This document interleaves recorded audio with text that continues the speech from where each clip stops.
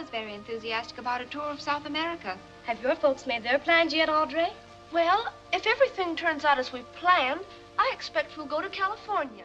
They were the most famous faces in America before they could even drive a car. Millions loved them. Studios paid them fortunes. Their smiles lit up movie screens across the world. Then one day, they simply disappeared. Some walked away, some were thrown away, and some met endings so dark that Hollywood tried to erase them from history. These are the 25 child stars who vanished forever, and the shocking truth about what really happened to them. Number 25. Beverly Washburn. She could cry on command and make you cry right along with her. Beverly Washburn was born on November 25, 1943, in Los Angeles. By the time she turned 16 years old, she had already appeared in 10 films and over 500 television programs. That is not a typo. 500. Directors fought to cast her because she could produce real tears instantly without any tricks or eye drops.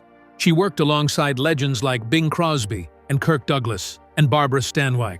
Her most famous role came in 1957 when she starred in Old Yeller, the Disney film that traumatized an entire generation of children. TV Guide once called her the 13-year-old who has bald buckets. In 2023, at the age of 79, she won Best Actress at the Gladiator Film Festival in Istanbul. Today, at 82, she lives quietly in Las Vegas and remains the last surviving cast member of Old Yeller. Number 24. Gloria Jean. Universal Studios thought they had found their next big thing. Gloria Jean Schoonover was born on April 14, 1926, in Buffalo, New York. At just 12 years old, she became the youngest member of an opera troupe in the entire United States. Her voice was pure gold, and Hollywood noticed immediately. Universal signed her as their answer to the massively popular Deanna Durbin. She appeared in 26 feature films, including Never Give a Sucker an Even Break with the legendary W.C. Field. For a brief shining moment, it looked like Gloria would become one of the biggest stars in the world. Then everything collapsed at once. Her agent convinced her to leave Universal in 1945 to go on tour instead of renewing her contract. The tour flopped. Her family lawyer then stole her remaining money and disappeared. The IRS came after her for tax mistakes she did not even make. Jerry Lewis tried to help by giving her a role in The Ladies' Man, but almost all her scenes got cut from the final film. She got a job as a receptionist at Redken Cosmetics and worked there for 28 years. She kept her dignity intact, even when Hollywood threw her away. When asked about her choice, Gloria said it simply, "I decided, unlike so many other child stars, that instead of just sitting around waiting for work, I would pick myself up and go out and get a job." She died on August 31, 2018, at age 92. She never got bitter. She never complained. She just moved on. Number 23. Martin Stephen. If you have ever seen a creepy child in a horror movie, you have Martin Stevens to thank. Born on July 15, 1949 in England, Martin created the template for every scary kid who came after him. His performance as David Zellaby in Village of the Damned in 1960 still haunts viewers today. Those glowing eyes, that emotionless stare, that voice that seemed to come from somewhere not quite human. And then Martin did something almost no child star ever does. He walked away completely. At 16 years old, he made a conscious choice to leave acting forever. His family sent him to boarding school, and he never looked back. He moved to Belfast in 1968, studied architecture at Queen's University, and built an entirely new life as far from Hollywood as possible. Today, Martin Stevens is a self-employed architect in London and a meditation teacher. In 2017, he gave a TEDx talk about his journey from child star to his current life.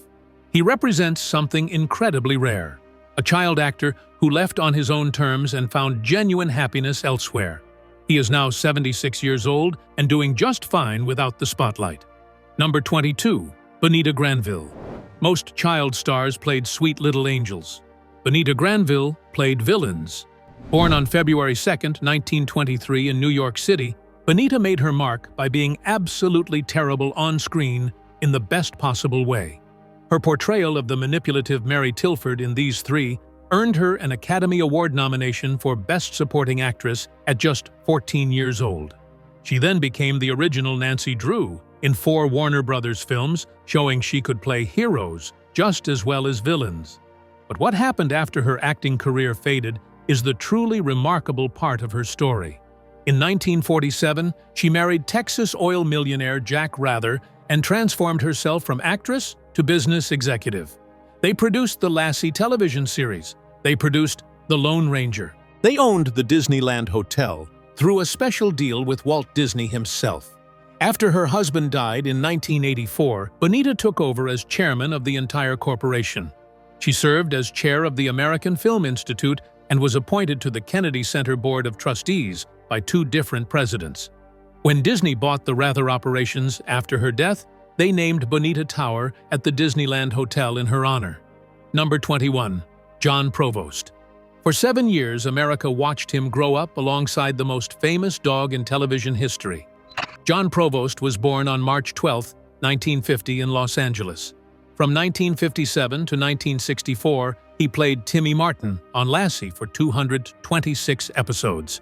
He became the definitive image of a boy and his loyal dog, and millions of families tuned in every week to watch their adventures. At 14 years old, Jon made a decision that showed remarkable wisdom for a teenager. He left the show voluntarily because he did not want to be Timmy until he was 17 or 18. He wanted to be a normal kid. After the cameras stopped rolling, Jon studied psychology at Sonoma State University and went into real estate. He moved to Northern California wine country and built a quiet life far from Hollywood. He battled depression and dyslexia, but came out stronger and became an advocate for service dogs. In 1994, he earned a star on the Hollywood Walk of Fame. His Timmy costume sits in the Smithsonian Institution. At 75 years old, he still attends fan conventions and directs online videos about pets. Number 20. Kevin Corcoran. Walt Disney called him Moochie, and the nickname stuck forever. Kevin Corcoran was born on June 10, 1949 in Santa Monica, California. Walt Disney personally created roles specifically for this freckle-faced kid with unlimited energy. He starred in Old Yeller, The Shaggy Dog, Swiss Family Robinson, Toby Tyler, and Pollyanna. Every Disney kid in America knew his face. At 15 years old, Kevin did something unexpected. He retired from acting with a statement that still makes people laugh today.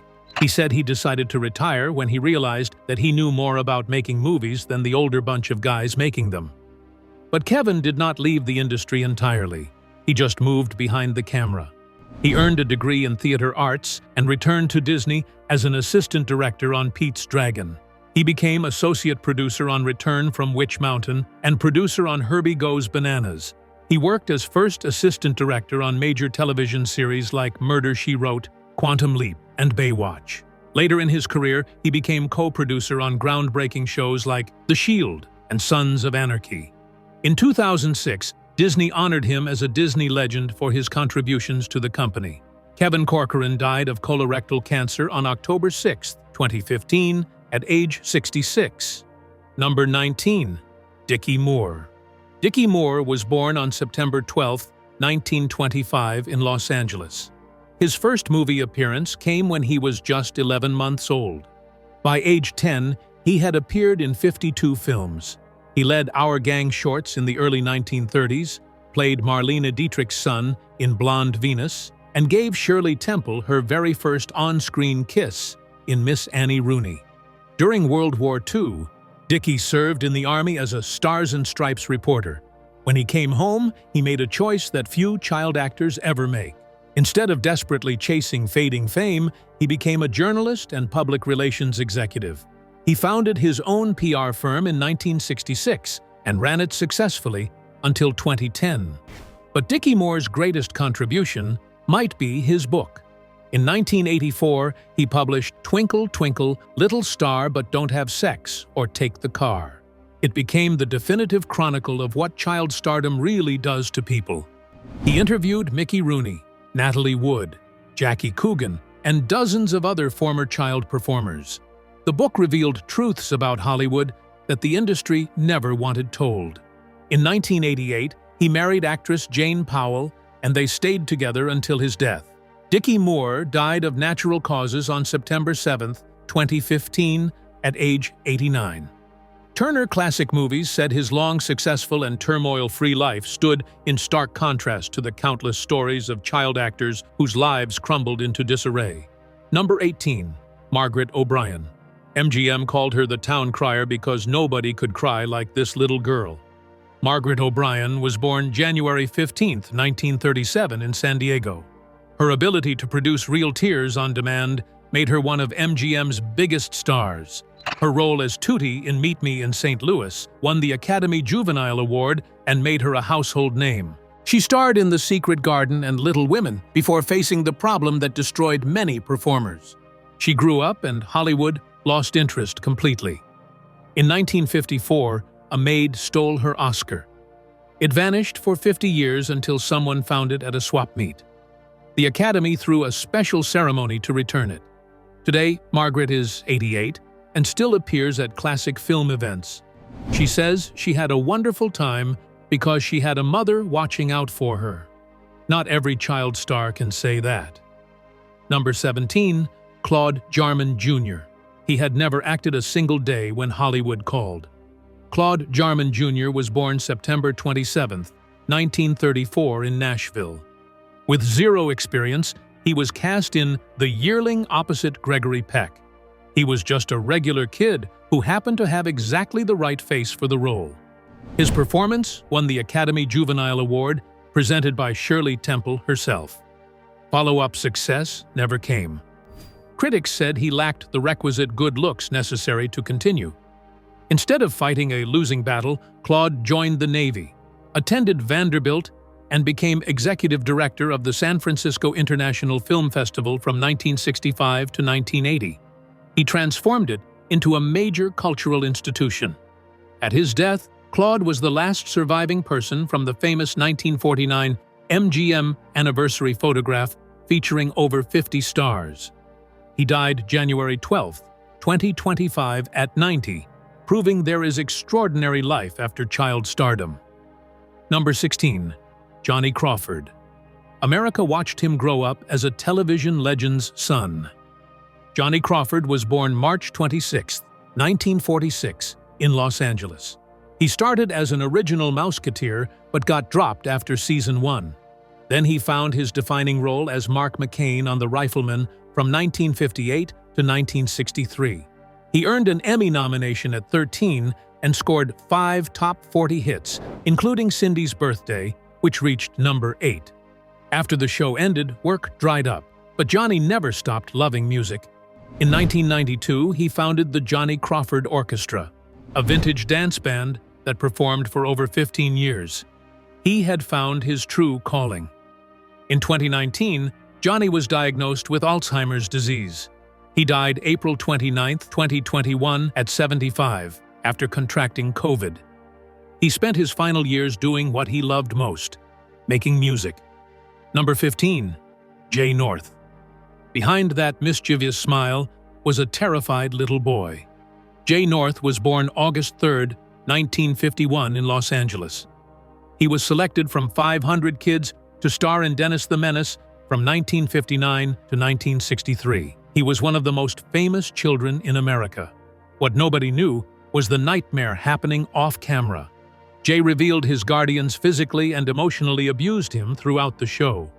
If it took more than 2 takes, he would be threatened and whacked. He ate lunch alone, completely isolated from the cast. When the show ended, Jay was typecast. Nobody wanted Dennis the Menace for serious roles. He served in the Navy, worked in health food, and became a correctional officer. He spent years warning about the dark side of child stardom through advocacy groups. Jay died of colon cancer, April 6, 2025 at 73. Number 14. June Lockhart. Her career lasted almost 90 years, and she never stopped working. June Lockhart was born June 25, 1925 in Manhattan. She made her debut in A Christmas Carol in 1938 and kept acting for 8 decades. That is not an exaggeration. She won a special Tony Award in 1948. Then, television made her a legend. She played Ruth Martin on Lassie, Dr. Maureen Robinson on Lost in Space, and joined Petticoat Junction. For over a decade, she was America's favorite TV mom. NASA gave her their Exceptional Public Achievement Medal for inspiring interest in space exploration. Even in her 90s, she provided a cameo in Netflix's Lost in Space reboot. June died October 23, 2025, at 100 years old. She lived a full century doing what she loved. If you want proof child stardom does not have to destroy you, look no further. Number 13. Tommy Rettig. He went from America's favorite boy to pioneering software developer. Tommy Rettig was born December 10, 1941 in Queens. He starred opposite Lassie from 1954 to 1957, but reportedly received no residual payments from reruns despite the show's massive popularity. He left voluntarily, wanting to be a normal teenager. "By the time I was 9, I had done everything," he said. "More than anything, I wanted to be normal." The transition was brutal. He struggled for adult roles, worked odd jobs, and faced substance arrests. Then something unexpected happened. Starting in 1984, Tommy became a respected database software developer. He wrote technical books and spoke at conferences, becoming a central figure in the FoxPro programming community.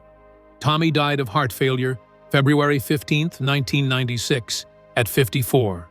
He was a child star, counterculture figure, and tech pioneer, all in one remarkable lifetime. Number 12. Freddie Bartholomew. His own parents tried to steal every penny of his fortune. Freddie Bartholomew was born March 28, 1924 in Dublin.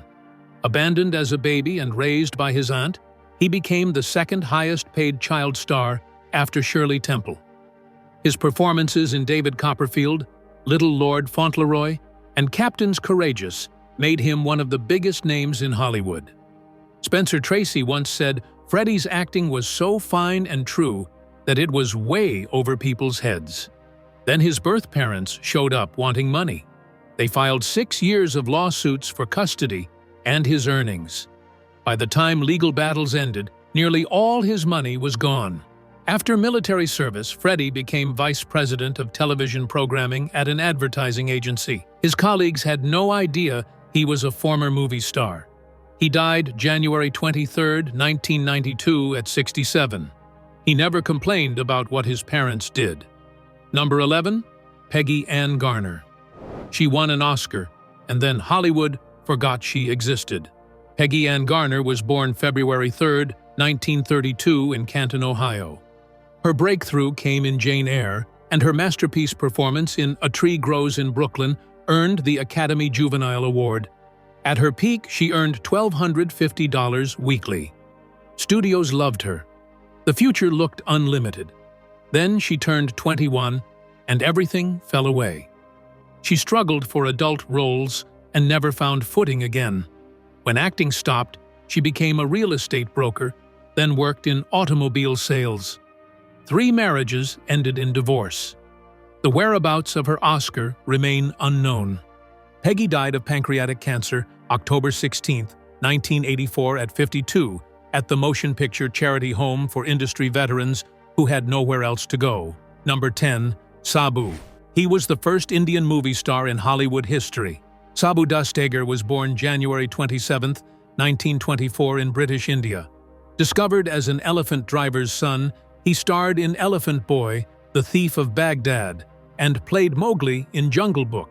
He became an American citizen and served as a tail gunner in World War II, earning the Distinguished Flying Cross for bravery in combat. He was a genuine war hero. But Hollywood typecast him in exotic roles afterward. By the 1950s, he appeared in cheap European productions and did circus work to survive. He was finally making a Hollywood comeback when on December 2, 1963, Sabu suffered a sudden heart attack and died at 39. He had received a clean bill of health days before. Number 9. Jackie Cooper. He went from youngest Oscar nominee to Emmy-winning director. Jackie Cooper was born September 15, 1922 in Los Angeles. At 9, his performance in Skippy earned a Best Actor nomination. That record has stood over 90 years. He starred in Our Gang, The Champ, and Treasure Island. But he was paid only $50 weekly, while Paramount paid $25,000 for his services. His autobiography exposed abusive practices, including his director pretending to shoot his dog to make him cry. Jackie served as a Navy officer and became vice president at Columbia Pictures. He won 2 Emmy Awards for directing MASH and The White Shadow. A new generation knew him as Perry White in Superman. He died May 3, 2011 at 88 and was buried at Arlington National Cemetery with full military honors. His net worth at death, $18 million. He won. Number 8. Deanna Durbin. She was the highest-paid woman in Hollywood, then vanished completely. Deanna Durbin was born December 4, 1921 in Winnipeg, Canada. Her films saved Universal from bankruptcy. By 1947, she earned $323,000 annually, making her the highest-paid female star in all of Hollywood. At 27, she retired forever. She said, "I was the highest-paid star with the poorest material." She married a French director and moved near Paris, where she lived in complete seclusion for 60 years. She granted only one interview after 1949 and refused every comeback offer, no matter how much money they offered. Anne Frank had her picture while hiding from Nazis. Winston Churchill screened her films during wartime. She died April 17, 2013, at 91. She proved you can walk away from fame entirely if you have the courage. Number 7. Baby Peggy. She lived to 101 years old and saw it all. Baby Peggy was born October 29, 1918 in San Diego. By 5, she earned $1.5 million annually, equal to $27 million today. She appeared in over 150 films. She was Hollywood's first true child superstar, a decade before Shirley Temple. Her career ended in 1925 when her father's salary dispute caused blacklisting. Her parents then squandered her entire $2 million fortune on hotels and cars. She changed her name to Diana Sarah Carey and became a respected silent film historian. She wrote several books and in 2019, at 99, published her first novel. She died February 24, 2020 at 101, as the last surviving star of silent film. She outlived almost everyone who ever exploited her. Number 6. Carl Switzer. They called him Alfalfa, and America loved him. Then somebody shot him dead over $50. Carl Switzer was born August 7, 1927 in Paris, Illinois. He appeared in 61 Our Gang shorts as Alfalfa, with the ridiculous cowlick and hilariously bad singing voice. He was one of the most recognizable children in America. But he earned only $50 weekly and never received syndication royalties from the Little Rascals reruns that played for decades. After aging out, Carl never found steady work. He appeared in small roles and became a hunting guide for celebrities. On January 21, 1959, Carl went to collect $50 related to a lost hunting dog. The argument turned violent. He was shot in the groin and died on the way to the hospital at 31. The death was ruled justifiable homicide. Alfalfa died over $50, and his killer walked free. Number 5. Scotty Beckett. He survived Hollywood as a child. He did not survive it as an adult. Scotty Beckett was born October 4, 1929 in Oakland. He appeared in Our Gang shorts as Spanky's best friend and transitioned to prestige films, including Marie Antoinette, King's Row, and The Jolson Story. Everything fell apart in the 1950s. Drunk driving, failed marriages, harmful substances charges. A car accident left him on crutches. The clean-cut boy America adored became tabloid fodder. On May 8, 1968, Scotty checked into a nursing home after a severe beating. 2 days later, they found him dead with pills and a note nearby. He was 38. The cause was ruled inconclusive, though evidence suggests overdose. He had everything going for him as a child. None of it mattered in the end. Number 4. Brandon deWilde. Shane, come back. Those words made him immortal. Then fate took him away. Brandon deWilde was born April 9, 1942 in Brooklyn. His Broadway debut won the Donaldson Award. He was the first child actor to receive that prestigious honor.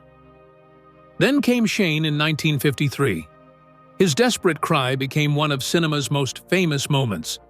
At 11, he earned an Oscar nomination for Best Supporting Actor. He starred in HUD with Paul Newman. His career seemed built to last forever. On July 6, 1972, Brandon's van struck a parked truck in Colorado. He died pinned in the wreckage at 30. He had been married just 3 months. Number 3, Jackie Coogan. His story changed the law and protected every child actor after him. Jackie Coogan was born October 26, 1914 in Los Angeles. Charlie Chaplin cast him in The Kid in 1921. Jackie earned $4 million, equal to $90 million today. His face was everywhere. Lunchboxes, dolls, peanut butter jars. He was the most famous child in the world. His parents gave him $6 weekly allowance. When Jackie turned 21, he discovered his parents spent everything on fur coats and diamonds and cars. His mother said no promises were ever made to give Jackie anything. He sued and recovered only $126,000 after fees. But his case led to the Coogan law requiring 15% of child actor earnings be protected in trust. Every child performer today is protected because of what happened to Jackie. He was broke at 49 when cast as Uncle Fester.